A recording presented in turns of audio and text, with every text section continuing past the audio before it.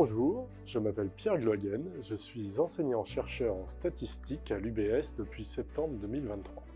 Avant mon arrivée, j'ai eu une expérience de 5 ans en tant qu'enseignant-chercheur en statistique dans une école d'ingénieurs en sciences du vivant. Le projet consiste à initier des étudiants au principe de la modélisation statistique dans un cadre qui est fréquent en écologie. La problématique, elle est simple, il s'agit de compter la taille d'une population dans un milieu fermé, par exemple le nombre de poissons dans un lac. Cette démarche de récolte de données est très courante en écologie et s'appelle le marquage recapture. Pour cela, la démarche statistique consiste à tout d'abord récolter les données, ensuite idéaliser la situation de récolte des données en la plongeant dans un cadre mathématique qui est régi par les lois du hasard. Ce cadre, on l'appelle modèle statistique.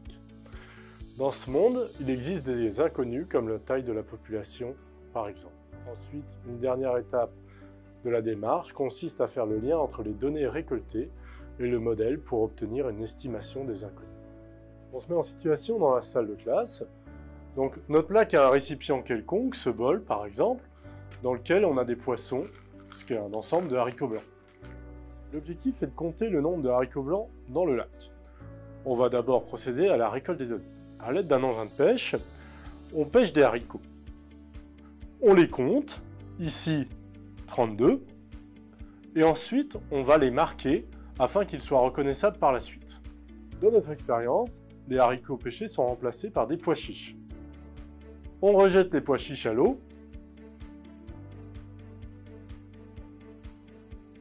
Le lac a maintenant deux types de poissons, les marqués et les non marqués. On laisse les poissons se mélanger et on effectue désormais une deuxième pêche selon un protocole strictement identique. Parmi les poissons pêchés, il y a des poissons marqués et des poissons non marqués. On compte ces deux nombres. On a 7 poissons qui étaient marqués et 31 poissons non marqués.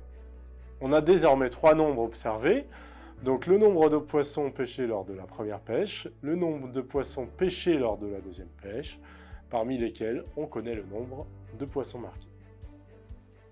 On peut désormais entamer avec les étudiants un raisonnement pour la détermination des inconnus. À l'aide d'hypothèses raisonnables, par exemple que la probabilité de capture des haricots et des pois chiches est la même, on aboutit vite à une première estimation. On pose que notre inconnu n est égal au produit du nombre de poissons total pêchés lors de la première pêche, multiplié par le nombre de poissons total pêchés lors de la seconde pêche, divisé par le nombre de poissons marqués lors de la deuxième pêche. Soit ici, 38 fois 32 divisé par 7. Soit à peu près 174 poissons. Se pose maintenant la question, quelle est l'incertitude autour de ce chiffre de 174? Est-ce que je peux donner une marge d'erreur? Ce qui est le sens de la modélisation statistique. Ce projet m'a été conseillé par un collègue qui avait imaginé cette expérience ludique et l'a publié dans une revue consacrée à la didactique.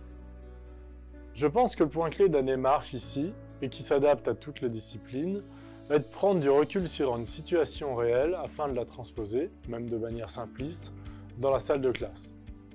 De mon point de vue, les étudiants comprennent très bien le sens de cette transposition, et ceci va créer une implication forte de la part dans la suite du cours, et à laquelle on pourra se raccrocher pour introduire les nouvelles notions abordées.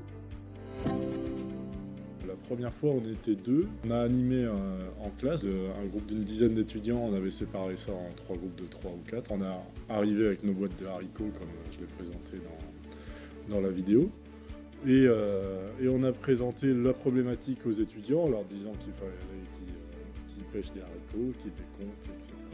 Chaque groupe faisait son expérience de son côté, et on comptait les résultats et on agrégeait les résultats ensemble sur un grand tableau. Après, forcément, ça prend un peu plus de temps pour présenter l'expérience et la faire, du coup, plutôt que d'avoir des faux résultats. Les étudiants étaient beaucoup plus impliqués que d'habitude. D'habitude, c'est un cours où je ferais au tableau, où j'écrirais l'expérience, je décrirais l'expérience. Le développement mathématique se fait assez naturellement, comme il se serait fait si j'avais fait le cours autrement, sauf qu'il y a une volonté d'avoir les résultats du développement qui est un peu plus grande parce que c'est eux qui ont fait l'expérience. Si on a la chance de pouvoir travailler avec des données que les étudiants ont eux-mêmes récoltées sur le terrain, ça fonctionne beaucoup mieux. Au début aussi, ça crée une proximité avec les étudiants, un côté sympathique. Un peu de changer de cadre, la satisfaction c'est de voir que le groupe il apprécie à la fin de l'UE quand le groupe fait des retours, c'est vrai que c'est très satisfaisant. C'est de rompre un peu avec la routine, disons, de faire ça. C'est aussi quelque chose qui demande du travail en amont. Je pense qu'il est très intéressant d'être guidé par des gens qui l'ont déjà fait avant. Ça permet de se lancer plus facilement. On a un peu peur de se lancer en disant bon, est-ce que ça va vraiment valoir le coup? Oui et non.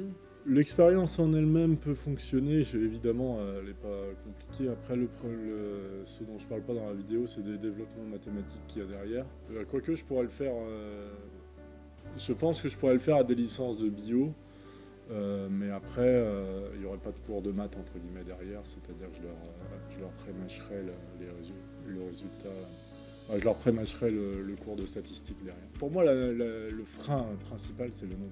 Si je dois gérer 15 groupes de 2 ou 3, ça commence à faire beaucoup, quoi.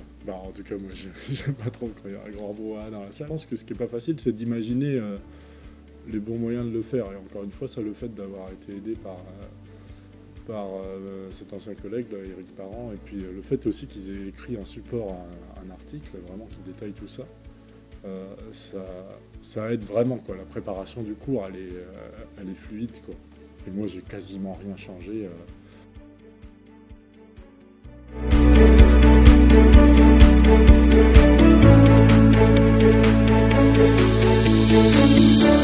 Il faut y réfléchir à plusieurs, clairement.